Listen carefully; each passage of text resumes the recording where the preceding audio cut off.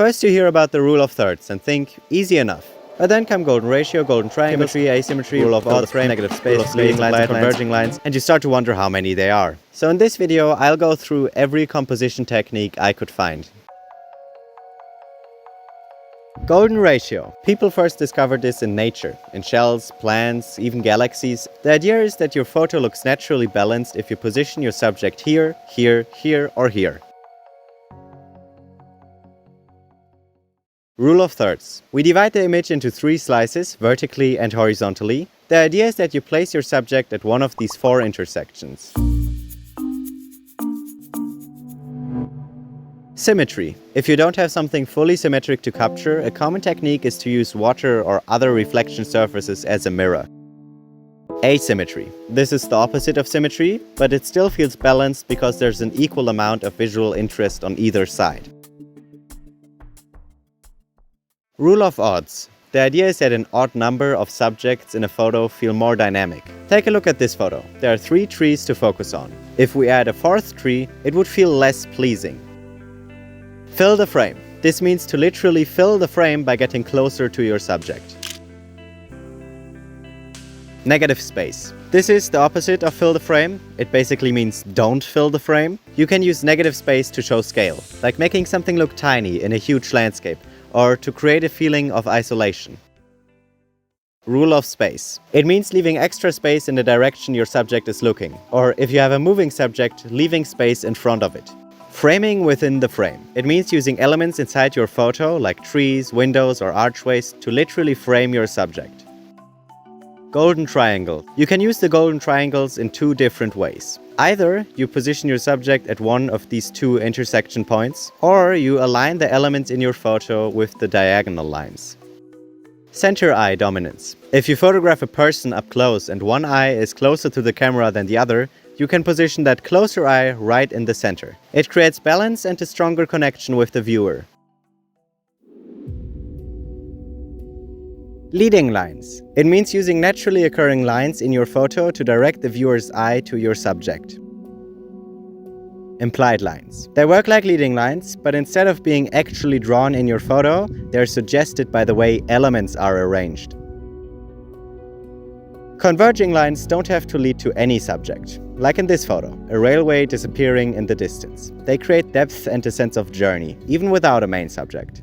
Diagonal lines. They run at an angle across your photo and can create a sense of movement when they point in the same direction, and tension when they don't. Horizontal lines look stable. They can make a photo look calm and peaceful. Vertical lines. While horizontal lines feel calm, vertical lines add a sense of strength and power to your photo. S and C curves. An S curve winds through your photo in an S shape, creating elegance and flow. And a C curve forms a gentle arc, often giving the photo a sense of harmony or softness. Geometric shapes. You can use shapes like triangles, circles, or rectangles in your photo to create structure. Triangles often add stability or tension, circles feel harmonious, and rectangles or squares give a sense of order. Point of view. You can shoot your subject from above, from below, or at eye level. Shooting from above often makes your subject feel small and vulnerable, while shooting from below makes it look huge and powerful. At eye level it feels the most natural, letting the viewer connect directly with your subject. Foreground, middle, and background. The idea is that you break your photo into 3 sections: foreground, middle, and background. Using all 3 creates depth and makes your photo feel more 3-dimensional. Overlapping elements. This is another way to create depth and make your photo feel more 3-dimensional. It happens when elements are partially overlapping.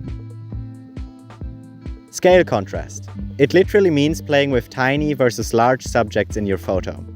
Leading foreground interest. It's when you place an interesting object or pattern in the front of your photo to draw the viewer's eye into the photo and guide them towards the main subject.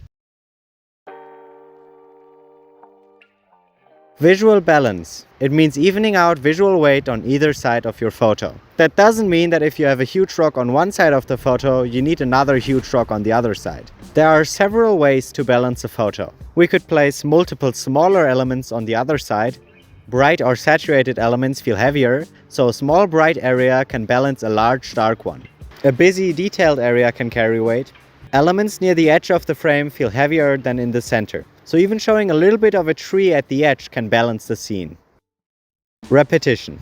Repeating things like shapes, colors, or patterns creates a rhythm and makes your photo feel more cohesive. And you know what's fun? Breaking the rhythm. Breaking the pattern. This one's kind of self-explanatory. You've got repetition, and then one element stands out. That difference instantly draws the viewer's attention. Flow and visual path. This is about guiding the viewer's eye through your photo. Unlike leading lines, it's not limited to just one tool. You can use implied lines, repetition, foreground interest. This is the broad concept of creating a visual path for the viewer's eye to follow.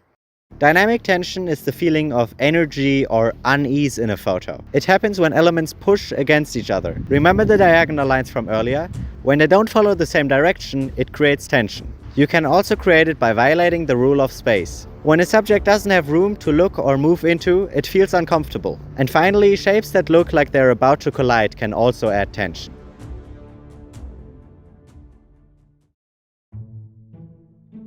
Chiaroscuro is the use of strong contrast between light and dark in a photo. Placing bright areas next to deep shadows can create depth and drama. High and low key. High key photos are very bright with lots of light and minimal shadows. They feel clean and cheerful.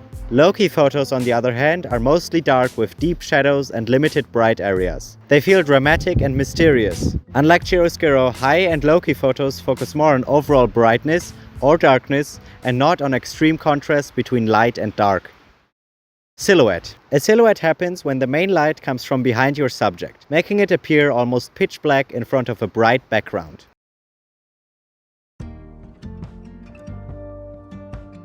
Complementary colors. It means using colors that are opposite to each other on the RYB color wheel, like green and red or blue and orange. It creates high energy and visual excitement.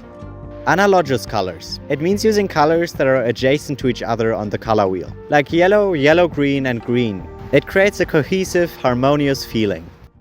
Triadic colors. It means using colors that are evenly spaced around the color wheel, like blue, red, and yellow. It creates a vibrant and balanced color palette. Warm and cool colors. Cool colors like blue, green, and purple work nicely with warm colors like red, orange, and yellow. You're combining calm, distant tones with inviting, energetic tones.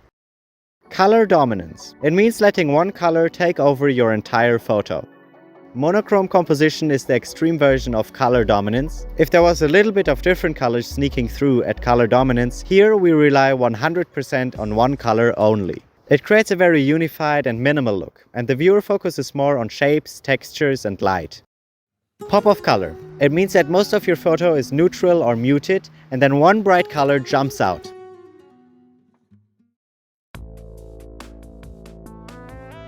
Juxtaposition is about placing opposites together in your photo. Not just big and small, you can do new and old, rich and poor, modern and traditional. The idea is simply to highlight contrast. Storytelling composition. This is about arranging elements in your photo to imply a narrative. Minimalism is all about keeping your composition simple. We focus on a few essential elements and remove anything that doesn't add to the story or impact. That's it. If you enjoyed this video, you might like this one, and I'm currently trying to pass my brother in subscribers, so please subscribe and leave a like.